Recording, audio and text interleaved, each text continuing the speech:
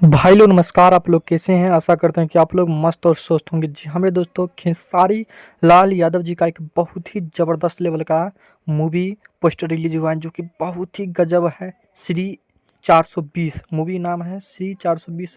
आप सभी की मूवी छठ पूजा के पर्व के शुभ अवसर पर दिखाई जाएगी जो कि पूरा बवाल मचाएगा। SRK म्यूजिक पे पूरा ऑल इंडिया रिलीजिंग है जो कि पूरा ऑल इंडिया देख सकते हैं इस मूवी को, जो कि खतरनाक लेवल का मूवी आप सभी के बीच में छठ पर्व के शुभ अवसर पर यह मूवी दिखाई जाएगी जो कि SRK म्यूजिक यूट्यूब चैनल पे।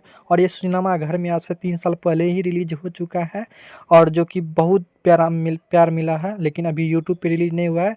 तो आप सभी के बीच में छठ पूजा के पर्व के शुभ अवसर पर आप सभी को ये मूवी दिखाई जाएगी जो कि खतरनाक लेवल का मूवी है। आप लोग देखना ना भूलिएगा। SRK म्यूजिक पे बहुत ही जल्द इंतज़ार कीजिए। ये मूवी 420 श्री 420 रिलीज होने जा रहा है, तो इंतज़ार की घड़ी हुई ख़त्म। अब आप सभी के बीच में आपके मोबाइल, आपके यूट्यूब ऐप में ये मूवी दिखाई जाएगी।